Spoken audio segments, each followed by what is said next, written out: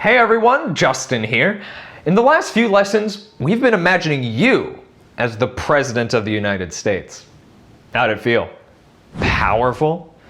Well, the truth is, the President is very powerful, but not without a huge system of people working behind the scenes, pulling the levers and flipping the switches to make sure the President's decisions become reality. This is what we call the federal bureaucracy. By the end of this lesson, you will be able to define federal bureaucracy and describe the historical origins of the federal bureaucracy.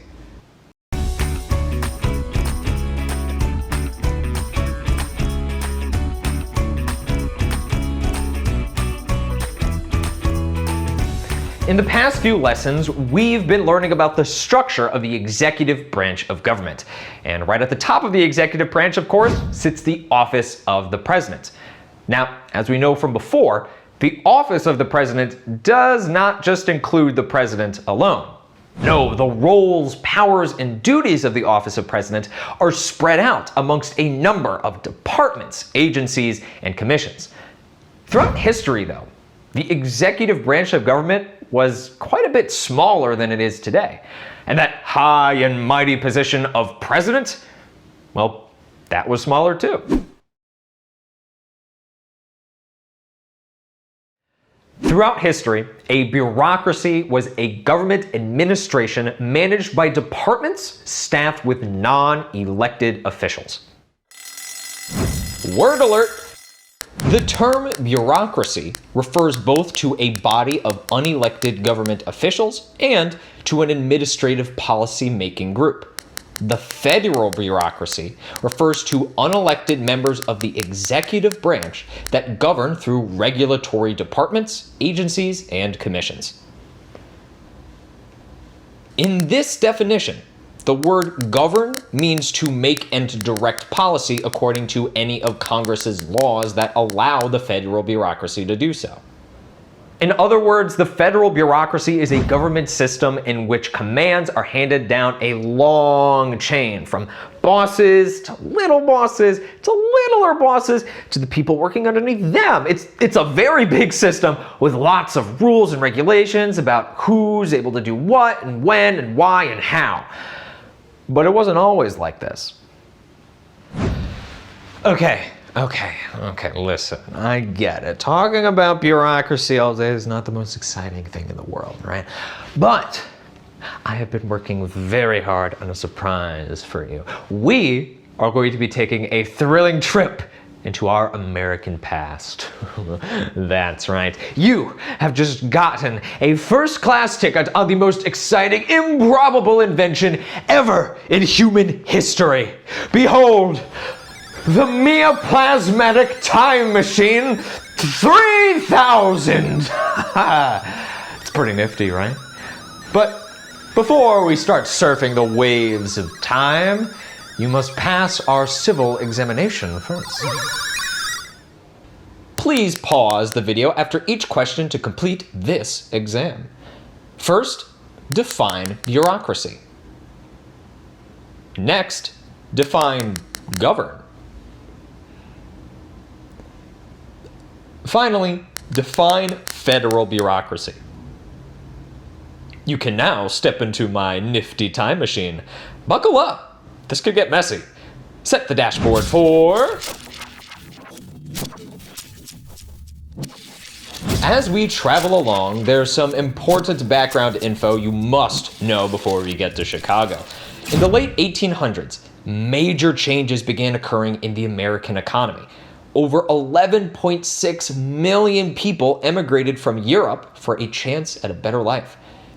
Many of these immigrants worked in the factories of the East and lived in rough neighborhoods that had poor sanitation and housing. On the opposite end of the spectrum, a small group of people saw a dramatic increase in their wealth at this time. A group of business owners known as the robber barons were making money hand over fist by using economic tactics, some of which were unethical. These tactics resulted in massive amounts of wealth being put into the hands of only a few people, and that created drastic inequality. As we witness the next scene unfold, Consider why the social disorder caused by industrialization requires a larger federal bureaucracy. Let's take a look. We step out of our time machine and are immediately hit by a gust of wind. No wonder why they call this the Windy City. It's also dark, but in the large public square in front of us, over 1,000 workers and activists have assembled. They want safer work conditions, higher wages, and an 8-hour workday. We see a number of leaders yelling to the crowds, "We deserve our rights! It's been too long under these conditions! We have to demand respect!" The crowd roars back, 925, so we can thrive! 925, so we can thrive! We see the police far off on the other side, trying to disperse the group. A light flashes and illuminates the square for a moment. Someone has thrown a bomb at the police. Immediately, the crowd goes crazy and shots ring out from both sides. Where is the federal government? Let's get out of here. Back to the time machine.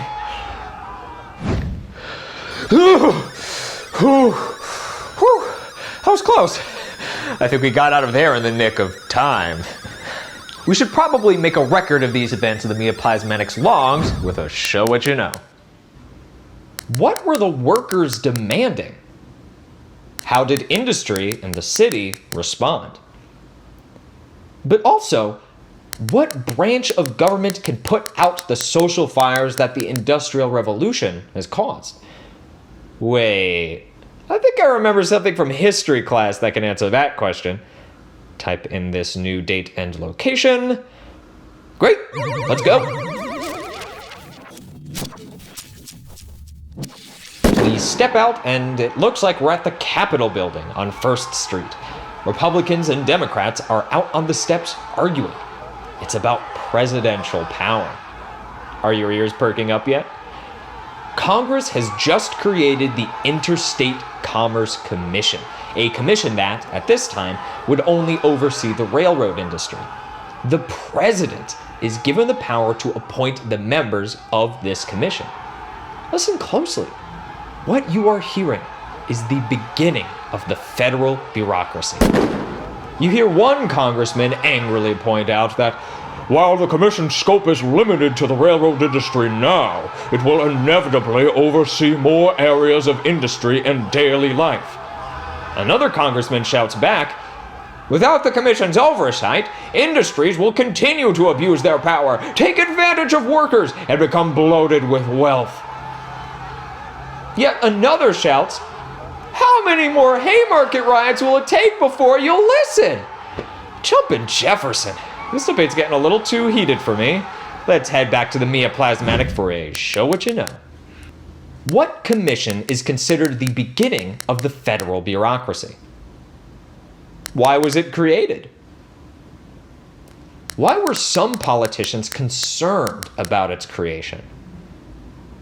Great, off to smoother waters. But while we travel, let's recap today's experiences. Today, we were thrown into the middle of the Haymarket riot.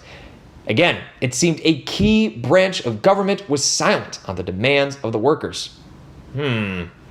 Afterwards, we stopped back by the nation's capital and heard about the creation of the Interstate Commerce Commission, the beginning of the federal bureaucracy.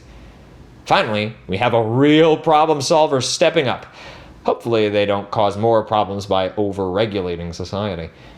Time for our next stop.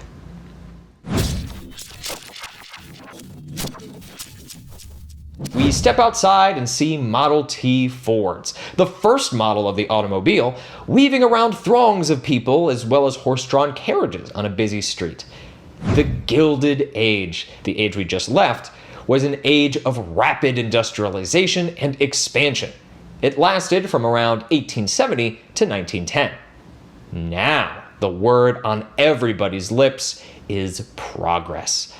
I wonder how the federal bureaucracy will be involved here. We decide to step into a little bookstore for some light reading. On the counter, displayed prominently, is a book entitled The Jungle by Upton Sinclair.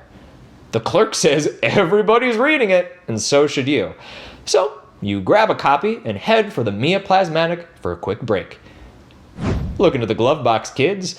You will find the PDF for this lesson and some great activities that will help you understand all the places you went today and what's so important about the jungle.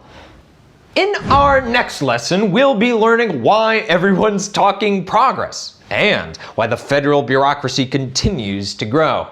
Buckle up, students. And in the meantime, remember, vote, debate, and participate.